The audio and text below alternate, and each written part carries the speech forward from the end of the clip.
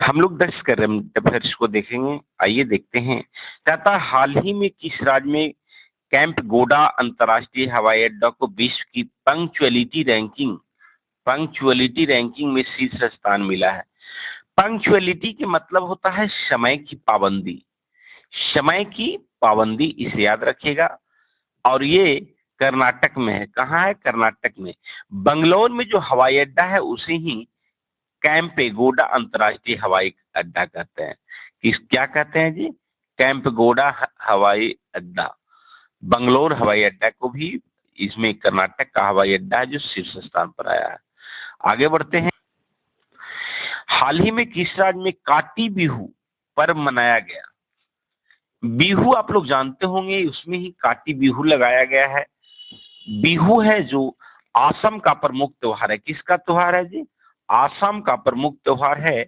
और बिहू असम में ही मनाया जाता है। ये फसल उत्सव है, याद रखिएगा। बात करते हैं त्रिपुरा का। तो त्रिपुरा में भी असम वाला बिहू ही मनाया जाता है। दुर्गा पूजा और बिहू इसका प्रमुख त्योहार है। किसका? त्रिपुरा का। उसके बाद बात करते हैं मेघालय का। तो मेघालय का जो उत्सव है वांगला। क्या? मेघालय के वांगला महोत्सव के नाम से सूर्य देवता को करता है वांगला। उसके बाद सिक्किम। सिक्किम के जो उत्सव है लोसांग, आप जानते होंगे, बहुत बार पूछता है, इसे याद रखिएगा। लोसांग सिक्किम का है। तो असम का बिहू, त्रिपुरा के बिहू और दुर्गा पूजा, मेघालय के बांग्ला महोत्सव, सिक्किम के लोसांग महोत्सव, इसे याद रखिएगा। 12वें सुल्तान जोहार कप 2024 का आयोजन किया गया है। कहाँ किया गया है? तो ये मलेशिया में किया गया है। Option number A right answer. कहाँ किया गया है जी? मलेशिया में किया गया है। सुल्तान जोहार कप किससे संबंधित है अगर पूछ दे तो हॉकी से संबंधित है। किससे? हॉकी खेल से संबंधित है। इसे भी आप लोग याद रखिएगा। हॉकी टूर्नामेंट से संबंधित है, इसे याद।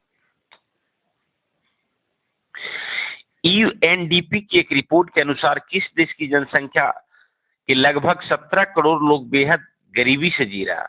UNDP, United Nation Development Program, संयुक्त राष्ट्र विकास कार्यक्रम। क्या जी?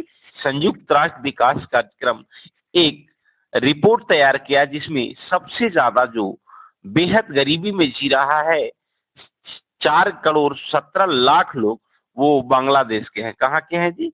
बांग्लादेश के। प्रधानमंत्री नरेंद्र मोदी कहाँ कर्मयोगी सप्ताह नेशनल लर्निंग वीक का शुभारंभ किया? तो ये नई दिल्ली में किए हैं। इन्हें भी याद रखिएगा। ग्रामीण विकास मंत्रालय ने व्यक्तिगत वित्त पोषण को बढ़ावा देने के लिए कितने बैंकों के साथ समझौता किया है? 10 बैंकों के साथ समझौता किया है। कितने? साफ साफ पूछ देगा कि वित्त पोषण को बढ़ावा देने के लिए ग्रामीण विकास मंत्रालय ने कितने बैंकों के साथ समझौता किया? तो 10 बैंक। उसके बाद कुछ फैक्ट है। कहता है हमास और हिजबुल्लाह नेताओं की सूची जिन्हें इजरायल द्वारा मार दिया गया। इजरायल हमास युद्ध की शुरुआत के बाद इजरायल ने हमास और हिजबुल्लाह के कई नेताओं को मार गिराया। यहाँ सिनवर गाजा ने इजरायली सेना द्वारा मारा गया सिनवार हमास का एक वरिष्ठ नेता था। हसन नसरल्लाह हिजबुल्लाह के नेता की एक हमले में मौत हो गई। फतह शरीफ लेबनान में हमास का वरिष्ठ नेता था। अली फारूकी हिजबुल्लाह का एक शीर्ष कमांडर था। तालिब अब्दुल्ला हिजबुल्लाह के वरिष्ठ फील्ड कमांडर था। ये सभी को मौत के घाट उतार दिया गया इजरायल के द्वारा। भारतीय बैडमिंटन खिलाड़ी बी.आई. प्रनीत ने किस खेल से संन्यास लिया? बैडमिंटन से। किससे? बैडमिंटन से। ये याद रखिएगा। साफ शब्दों में पूछेगा बी.आई. प्रनीत कहाँ के खिलाड़ी हैं? तो देखिए भारत का। क्या खेलते हैं? तो बैडमिंटन खेलते हैं जी। क्या क्या? संन्यास ले लिए। इसे याद रखना है। अंतर्राष्ट्रीय बौद्धिक संपदा सूचकांक 2024 में भारत की रैंक क्या है? बौद्धिक संपदा सूचकांक में भारत की रैंक 42 है। क्या है जी? 42 है। इसे उसके बाद कुछ स्टैटिक जी के, खट्टे फलों में कौन सा एसिड होता है? तो साइट्रिक एसिड होता है बच्चे, याद रखना, साइट्रिक एसिड होता है। भारत के प्रधानमंत्री ओहदे को क्या माना जाता है? कार्यकारी प्रमुख। ताजमहल, बीवी का मकबरा, इत्माद उदौला किस के स्मारक है?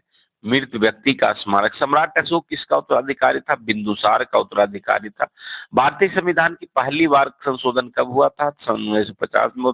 रॉलेट एक्ट 1919 में, रॉलेट एक्ट 1919 में लागू हुआ था। तो ये कुछ इंपॉर्टेंट क्वेश्चन था जिसे मैं आप लोगों के बीच रखा। मिलते हैं अगला वीडियो में, तब तक के लिए जय हिंद।